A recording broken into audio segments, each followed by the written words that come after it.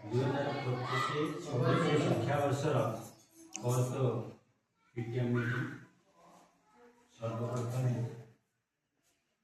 ଆମର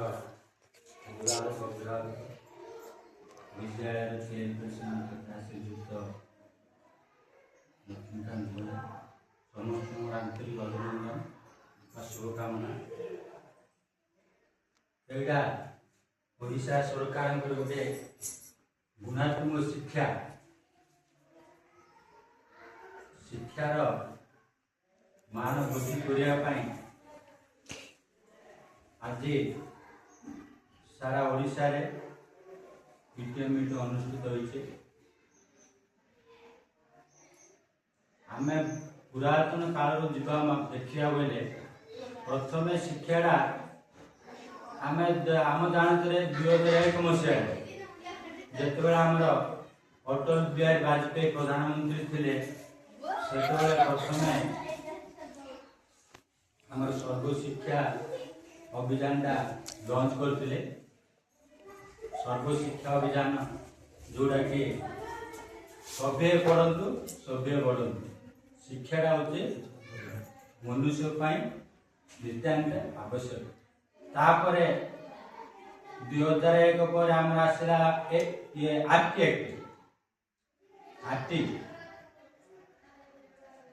ବୋଲେ ଆର୍ଟିଟା right to education যেটা হচ্ছে শিক্ষার অধিকার বলে 6 ରୁ 14 ବର୍ଷର ସମସ୍ତ ପିଲା ଯେମିତିକି କିଏ ବି ଶିକ୍ଷାରୁ ବଞ୍ଚିତ ହେଇପାରିବେ। ସେତେବେଳେ ମଧ୍ୟ ଫ୍ରି ଏଜୁକେସନ ଥିଲା, ଏତେ ସୁବିଧା ନଥିଲା। ସେତେବେଳେ ମଧ୍ୟ ଫ୍ରି ଏଜୁକେସନ ଥିଲା, ଖାଇବାକୁ ମିଳୁନଥିଲା, ଖାଇବାକୁ ନାହିଁ, ପୋଷାକ ପତ୍ର ମଧ୍ୟ ମିଳୁନଥିଲା। ଏବେ ସବୁ ପ୍ରକାର ସୁବିଧା ଆମ ଅଛି। ପୁରା ଦିନକୁ ଦିନ ସେଟା ଚେଞ୍ଜ ହଉଛି, ଦିନକୁ ଦିନ ଚେଞ୍ଜ ହଉଛି। ବହିପତ୍ର ମିଳୁନଥିଲା, ଏବେ ଡ୍ରେସ୍ ମିଳୁଛି, ସୁ ମିଳୁଛି, ସବୁ ଦିନକୁ ଦିନ। ଦେଖ ସେତେବେଳର ଶିକ୍ଷା ବ୍ୟବସ୍ଥା ଏବେର ଶିକ୍ଷା ବ୍ୟବସ୍ଥା ବହୁତ ଡିଫରେଣ୍ଟ। ସେତେବେଳେ ଗୁରୁକୁଳ ଆଶ୍ରମ ମଧ୍ୟ ଥିଲା। ଗୁରୁକୁଳ ଆଶ୍ରମ ମଧ୍ୟ ବଡ଼ ବଡ଼ ରଜା ମାନଙ୍କର ଝିଅମାନେ ପଢୁଥିଲେ। ଆମେ 1950 ମସିହା 1971 ପୂର୍ବକୁ ଯିବା ବେଲେ ସେବେର ଶିକ୍ଷା ବ୍ୟବସ୍ଥା ଏବେର ଶିକ୍ଷା ବ୍ୟବସ୍ଥାକୁ ପୁରା ଡିଫରେଣ୍ଟ। ତାପରେ ଏବେ ଆସିଲା ଆମର ଆର୍ଟି NEP 2020 ଆସିଲା। ଆମର ଆଜିର ମୁଖ୍ୟ ଉଦ୍ଦେଶ୍ୟ ହେଉଛି NEP 2020 ରେ ଯେମିତି ଡ୍ରପ୍ ଆଉଟ୍ ପିଲା ଯାହା କିଛି ରହିଯାଇଛି ସମସ୍ତଙ୍କୁ ଆମେ କେମିତି ବିଦ୍ୟାଳୟକୁ ଆଣି ମୁଖ୍ୟ ସ୍ରୋତରେ ସାମିଲ କରିବା। ସେଥିପାଇଁ କେବଳ ଶିକ୍ଷକ ଚାହିଁଲେ ହେବନି, ପ୍ୟାରେଣ୍ଟସ୍ ମାନଙ୍କର ଭୂମିକା ମଧ୍ୟ ଅତି ଗୁରୁତ୍ୱପୂର୍ଣ୍ଣ। ପ୍ୟାରେଣ୍ଟସ୍ ମାନଙ୍କର ମଧ୍ୟ ସୋଚ ବଦଳାଇବା ଅଛି। ସବୁବେଳେ ସେମିତି ପୁରୁଣା ଢାଞ୍ଚାରେ ରହିବାଟା ଠିକ୍ ନାହିଁ, ବୁଝିଲେ କି?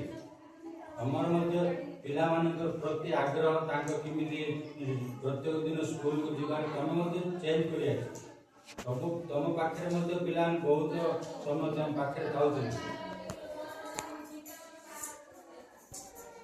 ସବୁବେଳେ ପୁରୁଣା ଢାଞ୍ଚାରେ ରହି ହେବନି। ଏବେ ଦୁଇ ଜଣ ସାଙ୍ଗ ଗୋଟେ ହୋଟେଲକୁ ଗଲେ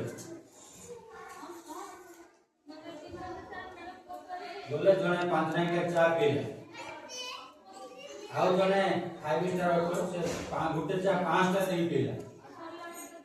ଦେଖ ସୋଚଟା ବଦଳିଲା। ମୁଁ କାହିଁକି 5 ଟଙ୍କା ଚା ପିଇପାରିବି? ଆମେ ବି ମନୁଷ୍ୟ, ଆମେ ବି ଆମର ବି କିଛି କର୍ତ୍ତବ୍ୟ ଅଛି, କିଛି ମଣିଷ ଜୀବନରେ କିଛି କରିବାର।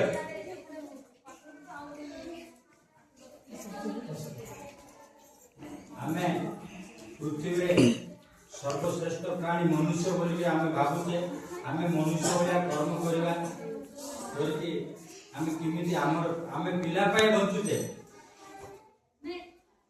ଆଉ କଣ ଅଛି?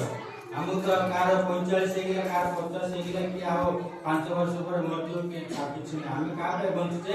ପିଲାମାନଙ୍କ ପାଇଁ ବଞ୍ଚୁଛେ। ପିଲାମାନଙ୍କର ଭବିଷ୍ୟତ ତାଙ୍କେ କେମିତି ଆଗକୁ ବଢ଼ିବେ, କେମିତି ଭବିଷ୍ୟତରେ ଗୋଟେ ସମାଜରେ ଗୋଟେ ଭଲ ନାଗରିକ ହୋଇପାରିବେ, ସବୁବେଳେ ଆମେ ପିଲାର ମଙ୍ଗଳ ଚାହେଁ। କେମିତି ତାଙ୍କେ ଭବିଷ୍ୟତରେ କେମିତି ଉଜ୍ଜଳ ଭବିଷ୍ୟତ, ଆଗାମୀ ଜୀବନ ତାଙ୍କର ସୁଖମୟ ହେବ, ସେ ପ୍ରତି ମଧ୍ୟ ଧ୍ୟାନ ଦେବା। ଆମେ ସବୁବେଳେ ପଜିଟିଭ ଚିନ୍ତା ରହିବା। ପ୍ରତ୍ୟେକ ମନୁଷ୍ୟ ଗୋଟେ ପଜିଟିଭ ଚିନ୍ତା ରହିବାକୁ ପଡ଼ିବ, ନେଗେଟିଭ ଆଡ଼େ ଯିବାକୁ ହବ।